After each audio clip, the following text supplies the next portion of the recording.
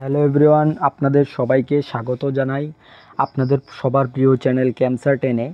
আজকে আমরা যে প্রিভিয়াস ইয়ার সিরিজটা চলছিল এটার মধ্যে আজকে আমরা জিওগ্রাফির কোয়েশ্চেনগুলি সলভ করব। ঠিক আছে, এটা 2016 সালের। ঠিক আছে, সো আপনারা যারা আমার চ্যানেলে নতুন এসেছেন তারা অবশ্যই ভিডিওটাকে লাইক এবং চ্যানেলটাকে সাবস্ক্রাইব করবেন এবং নোটিফিকেশান বেলটা ক্লিক করবেন, যাতে নতুন কোনো ভিডিও বা আপডেট আসলে আপনি যাতে সঙ্গে সঙ্গে জেনে যান যে এটা কোনো একটা আপডেট এসেছে। ঠিক আছে, আর আপনারা কিন্তু চ্যানেলটাকে আপনারা অনেকেই পছন্দ করছেন। ঠিক আছে, তো আপনাদের অনেক অনেক ধন্যবাদ, অসংখ্য ধন্যবাদ। আপনারা চ্যানেলের সাথে জড়িত আছেন, কিন্তু ভিডিওগুলো ভালো লেগে থাকলে অবশ্যই লাইক করবেন। ঠিক আছে, লাইক করবেন এবং কমেন্ট করবেন। আপনারা তো কমেন্টই করেন না। ঠিক আছে, সো কমেন্ট করে দেবেন। কমেন্ট করলে আমরাও একটু ভালো লাগে যে স্টুডেন্ট রয়েছে ওখানে, হ্যাঁ, যাদেরকে আমি হেল্প করতে পারি বিভিন্নভাবে। সো আমি দেখব যে স্টুডেন্ট যেহেতু আমার বেশি, তাহলে আমার নিজেরও অনেক পরিশ্রম করতে হবে ভিডিওগুলো বানানোর জন্য। ভিডিওর যে কোয়ালিটিটা আরও ইমপ্রুভ করার চেষ্টা করব। তো তোমরা অবশ্যই কমেন্ট করে জানাবে যে স্যার এই জিনিসটা একটু ঠিক করে করবেন, এই জিনিসটা একটু ঠিক করে। সো আমিও নিজের থেকে আরও পরিশ্রম করব। ঠিক আছে, সো আপনারা যদি একটু সাহায্য করেন এদিকে, হ্যাঁ, আমি মনে করি যে আপনাদের যে ইমপ্রুভমেন্ট আমি নিজে করব, প্লাস আপনাদের প্রিভিয়াস ইয়ার সিরিজটা কন্টিনিউ থাকবে। ঠিক আছে, আর এবং আপনারা যারা এসটিজিটি এক্সাম দেবেন তাদের যে নেক্সট টেট এক্সাম আসছে। ঠিক আছে, সো টেটেরও আমি প্রিভিয়াস ইয়ারের সিরিজগুলি নিয়ে আসব। তো আপনারা ভালো করে সাবস্ক্রাইব করুন, শেয়ার করুন চ্যানেলটাকে। ঠিক আছে, সো পরবর্তী ভিডিওগুলো যাতে আপনারা পেয়ে যান। ঠিক আছে, সো আপনি যে আজকের প্রথম কোশ্চেনটা দেখুন, এখানে কি বলেছে যে নিরক্ষরেখার উপরে দুটি দ্রাঘিমার মধ্যেকার রৈখিক দূরত্ব। ঠিক আছে, তাহলে মধ্যে দূরত্ব কত হবে? দেখো, দুইটি যে দ্রাঘিমা, হ্যাঁ, দুইটি যে দ্রাঘিমা, ঠিক আছে, তো এই যে দ্রাঘিমার মধ্যে তোমার দূরত্ব কিন্তু তোমার স্থির থাকে না। ঠিক আছে, এই দূরত্বটা কিন্তু স্থির থাকে না। এটি নিরক্ষরেখায় সবচেয়ে বেশি, নিরক্ষরেখার মধ্যে এটা সবচেয়ে বেশি থাকে। আর তোমার মেরু অঞ্চলে কিন্তু এটা শূন্য থাকে। ঠিক আছে, সো নিরক্ষরেখাতে সবচেয়ে বেশি থাকে আর মেরু অঞ্চলে শূন্য থাকে। সো যেখানে দ্রাঘিমাগুলি মিলিত হয়, ওই যে দুইটি দ্রাঘিমার মধ্যে দূরত্ব, এটা হচ্ছে গিয়ে তোমার 111 কিলোমিটার। সো অপশন বি কিন্তু তোমাদের সঠিক উত্তর হয়ে যাবে। ঠিক আছে, সো এটা কিন্তু তোমার সবসময় মনে রাখবে। আর কোয়েশ্চেন এভাবেও হতে পারে যে মেরু অঞ্চলের দ্রাঘিমার মধ্যে দূরত্ব কত হবে, এখানে কিন্তু 0 হবে। আর তোমার নিরক্ষণ অঞ্চলে কিন্তু সবচেয়ে বেশি হয়, যেটাই 111। ঠিক আছে, সো দেখো নেক্সট কোয়েশ্চেন এখানে কি বলেছে, যে তারিখে দিন ও রাত্রের দৈর্ঘ্য সমান হয় তাকে বলে। তো কোন তারিখের মধ্যে দিন ও রাত্র অ্যাকচুয়ালি সমান হয়? ঠিক আছে, এটা কিন্তু তোমাদের বিষুব।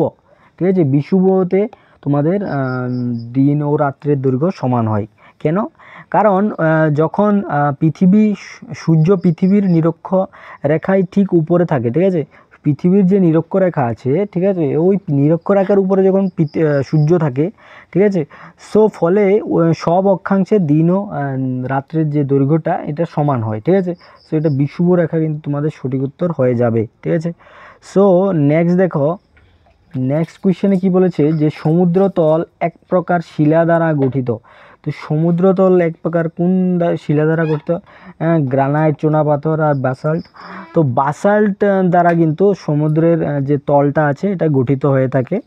আর এটা কিন্তু আসলে তোমার এক ধরনের বলতে পারো যে ঘন ও গাঢ় আগ্নেয় শিলা। ঠিক আছে, সো অপশন এ কিন্তু বাসাল্ট কিন্তু সঠিক উত্তর হয়ে যাবে। ঠিক আছে, সো নেক্সট পরবর্তী কোশ্চেনে কি বলেছে, হিমালয় পর্বতশৃঙ্গ একটি ভূতত্ত্বীয় যুগে সৃষ্ট। ঠিক আছে, সো হিমালয় যে পর্বতটা আছে, এটা তোমার কিভাবে তৈরি হলো? যে নর্মালি তোমরা জানো হয়তো বা যে যে পর্বতগুলো সৃষ্টি হয়ে থাকে, এটা কিন্তু তোমাদের দুইটা টেকটনিক প্লেট, এই টেকটনিক প্লেট যখন দুইটা একসাথে সংঘর্ষে লিপ্ত হয় তখন কি হয়, এখানে পাহাড় তৈরি হয়। ঠিক আছে, এখানে পাহাড় তৈরি হয়। তো এই ক্ষেত্রে তাহলে হিমালয় পর্বতশৃঙ্গটাও সৃষ্টি হয়েছে এইভাবেই, দুটো টেকটনিক প্লেটের সংযোগের কারণে। এখন ওই দুটি টেকটনিক প্লেটের নাম কী হবে? একটা হচ্ছে গিয়ে তোমার ভারত, আরেকটা হচ্ছে গিয়ে তোমার ইউরেশীয়। ঠিক আছে, এই দুইটি টেকটনিক প্লেটের কী হয়েছিল, সংঘর্ষণ ফলে কিন্তু হিমালয় পর্বতশৃঙ্গ তৈরি হয়েছিল। তো এটা কোন সময়ের তৈরি হয়েছিল, এটা কিন্তু তোমাদের টারশিয়ারি যুগে কিন্তু হয়েছিল, ঠিক আছে। সো অপশন সি কিন্তু সঠিক উত্তর হয়ে যাবে। নেক্সট দেখো, নেক্সট কোয়েশ্চেনে বলেছে মেসা ও বিউট দেখতে পাওয়া যায়। তাহলে মেসা ও বিউট কোথায় দেখতে পাওয়া যায়?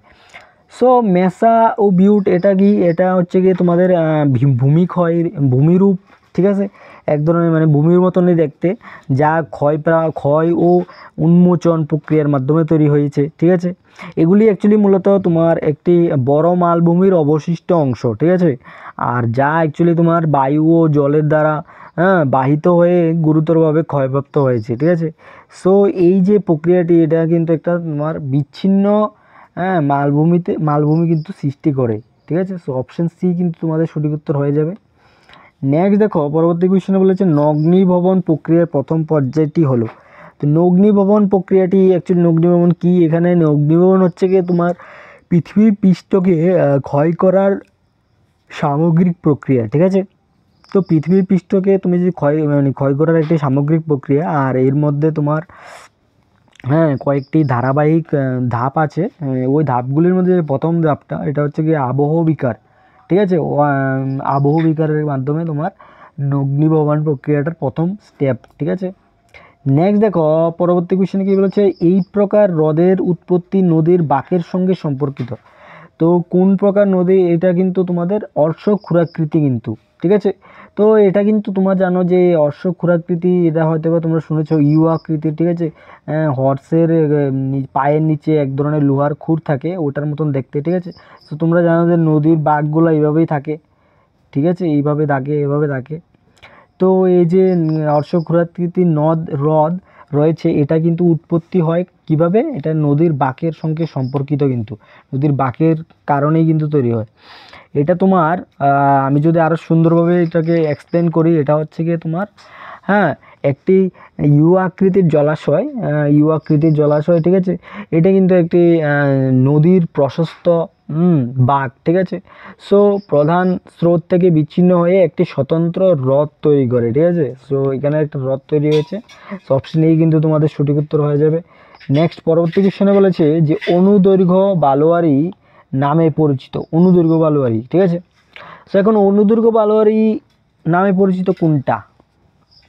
দেখো এখানে বারখান কিন্তু তোমাদের একটি অর্ধচন্দ্রাকৃতি বালোয়ারি, ঠিক আছে। তো বারখান কিন্তু সঠিক উত্তর হবে না। নেক্সট দেখো ইয়ারদাং কিন্তু একটা বায়ু দ্বারা ক্ষয়প্রাপ্ত শিলা গঠন, ঠিক আছে। সো এটা কিন্তু ইয়ারদাংও হবে না। তাহলে শিফ কিন্তু বি কিন্তু তোমাদের সঠিক উত্তর হয়ে যাবে। তাহলে শিফ কি, শিফ হলো কিন্তু হলো তোমার বাতাসের প্রধান দিকের সমান্তরালে, ঠিক আছে, গঠিত লম্ব সরু বালির শৈলশিরা, ঠিক আছে। সো শিফ কিন্তু তোমাদের অপশন বি কিন্তু তোমাদের সঠিক উত্তর হয়ে যাবে, ঠিক আছে। নেক্সট দেখো, পরবর্তী কোশ্চেনে কি বলেছে, ইহা সমুদ্র তরঙ্গের সংঘর্ষের ফলে সৃষ্ট একটি ভূমিরূপ। তো এই কোনটা অ্যাকচুয়ালি সমুদ্র তরঙ্গের সঞ্চয় কার্যের ফলে তৈরি হয়? তো নর্মালি তোমার এটা কিন্তু তোমার আচ্ছা এখানে একটু সমস্যা হয়ে গেছে। আচ্ছা দেখো, এটা এই কোশ্চেনে কি বলেছে দেখো, বলেছে যে ইহা সমুদ্র তরঙ্গের সঞ্চয় কার্যের ফলে সৃষ্ট একটি ভূমিরূপ। তো কোনটা সমুদ্র তরঙ্গের সঞ্চয়ের ফলে হয়? এটা কিন্তু তোমার অ্যাকচুয়ালি বালি বা নুড়ির একটি টিলা, ঠিক আছে, যা কিন্তু তোমার যা একটি দ্বীপকে মালভূমির ভূখণ্ডের সাথে কি করে যুক্ত করে, ঠিক আছে। সো এটি কিন্তু তোমাদের সমুদ্রের স্রোত ও ঢেউ দ্বারা পলি জমে ওটা তৈরি হয়। এটা কি, এটা হচ্ছে গিয়ে টম্বলু, ঠিক আছে। টম্বলু কিন্তু অপশান সি কিন্তু তোমাদের সঠিক উত্তর হয়ে যাবে। আশা করি তোমরা কোয়েশ্চেনটা বুঝতে পেরেছ, ঠিক আছে। অপশান সি কিন্তু টম্বোলা, যেটা তোমার তৈরি হয়ে থাকে পলি জমে, ঠিক আছে। অপশান সি সঠিক উত্তর হয়ে যাবে। নেক্সট দেখো, চুনাপাথর অঞ্চলে এর মাধ্যমে প্রাধান্য পরিলক্ষিত হয়। তাহলে চুনাপাথর অঞ্চলে তোমার ভূগর্ভস্থ জল বা ভূম জল, ঠিক আছে, এর কিন্তু প্রাধান্য রয়েছে, ঠিক আছে। সো অপশান এই কিন্তু তোমাদের সঠিক উত্তর হয়ে যাবে। পরবর্তী কোশ্চেনে দেখো, এখানে কি বলেছে, এখানে বলেছে যে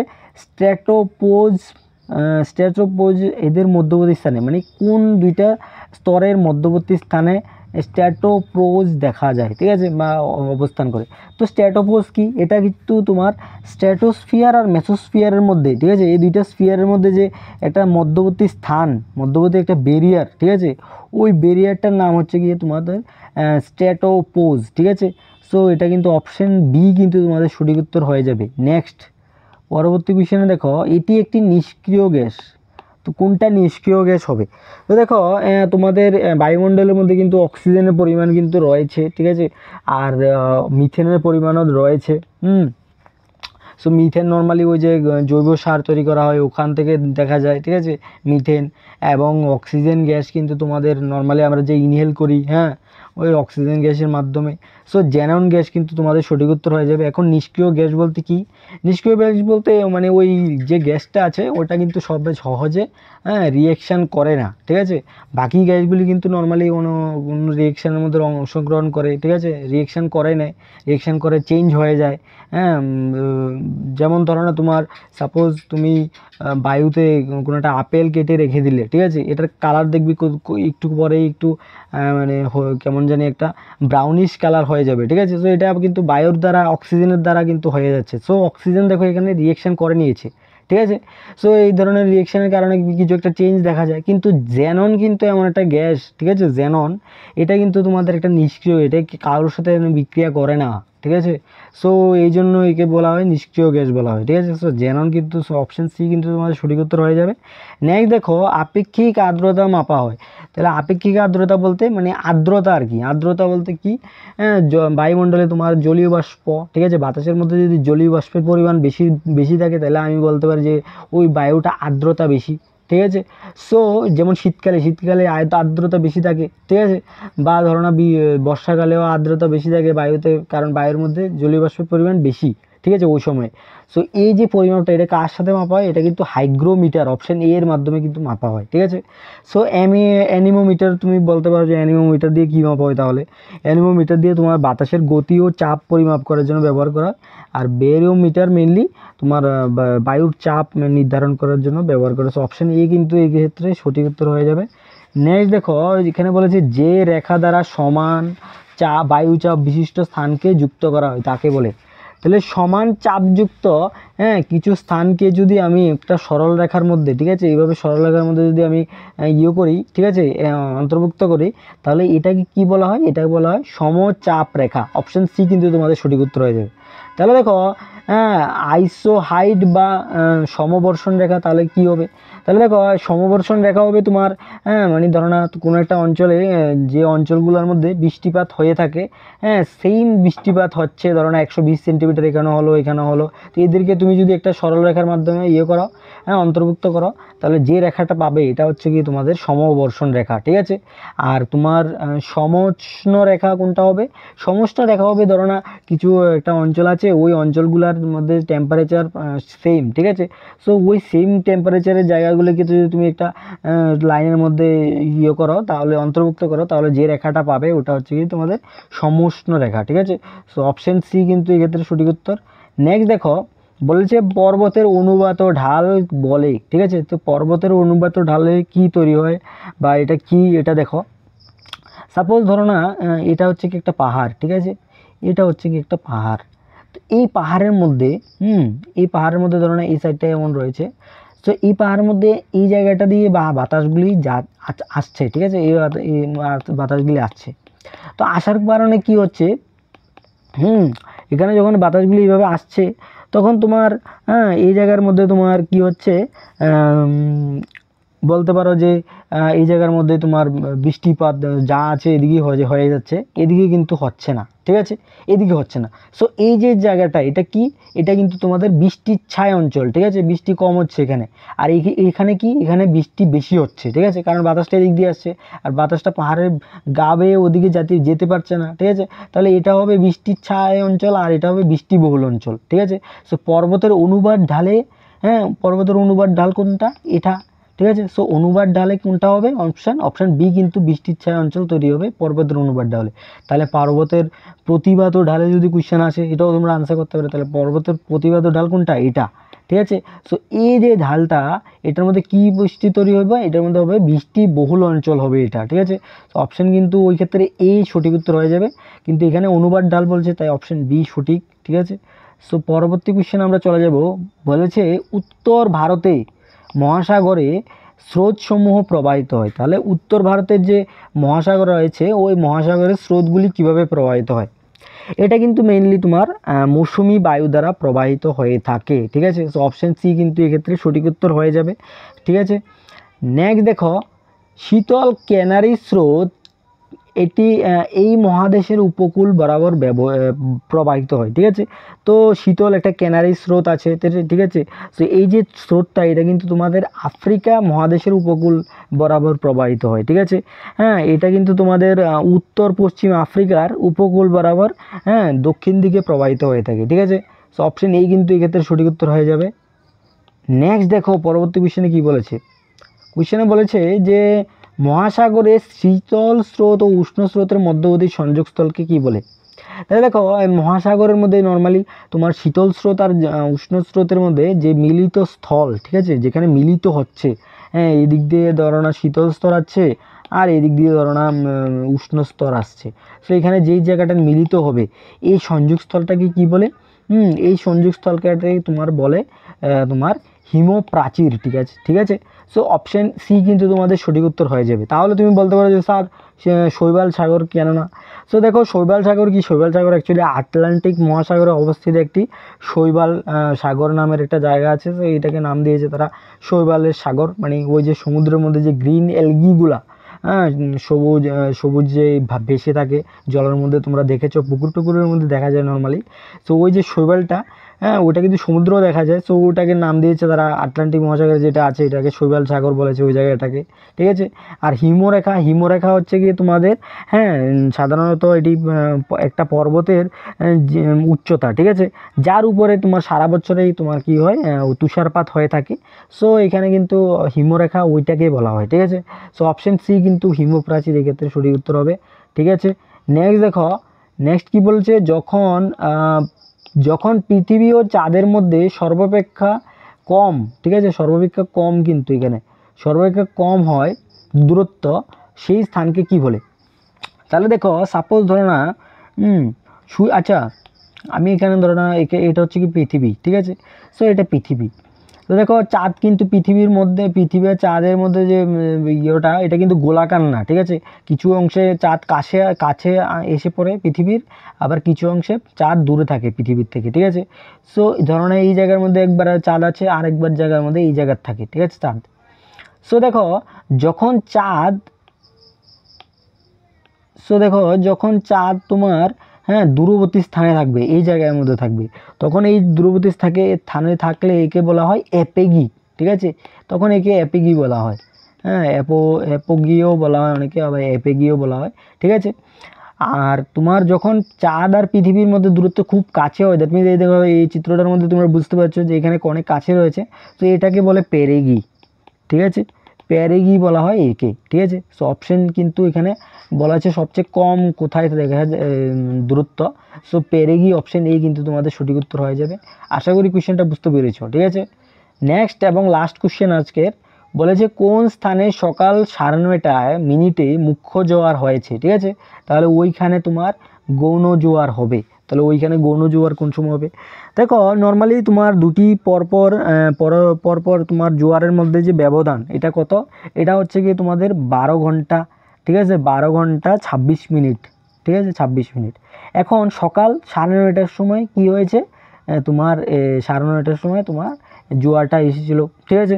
তাহলে পরবর্তী যে জোয়ারটা হবে এটাকে প্লাস করে দাও, প্লাস করলে কত হবে, প্লাস করলে 21 হবে এখানে, আর এখানে আসছে 56, ঠিক আছে। তাহলে দেখো 21কে কিন্তু আমরা 9 বলি, ঠিক আছে। 21 মানে রাতের 9টা বাজে, ঠিক আছে, আর 56 মানে কি তা 56 মিনিট, ঠিক আছে। তো রাত্রের 9:56 কিন্তু একটা গৌণ জোয়ার হবে। সো অপশন সি কিন্তু তোমাদের সঠিক উত্তর হয়ে যাবে, ঠিক আছে। তাহলে অনেকে হয়তো বা কনফিউশন হতে পারে, যেমন 22কে আমরা 10টা ভাবি, রাত্রের 10টা, ঠিক আছে। এরপরে তোমার 23 মানে রাত্রের 11টা বাজে, 4 মানে হলো গিয়ে রাত্রের 12টা, ঠিক আছে। এরপরে তোমার এই যে 20 মানে রাত্রের 8টা, এগুলি হয়তো বা তোমরা জানো, ঠিক আছে। সো অপশান সি কিন্তু তোমাদের সঠিক উত্তর হয়ে যাবে। ঠিক আছে, সো আজকে ভিডিওটা ভালো লেগে থাকলে অবশ্যই লাইক কমেন্ট সাবস্ক্রাইব করবে। ঠিক আছে, ভিডিওটাকে শেয়ার করবে। ধন্যবাদ। ঠিক আছে।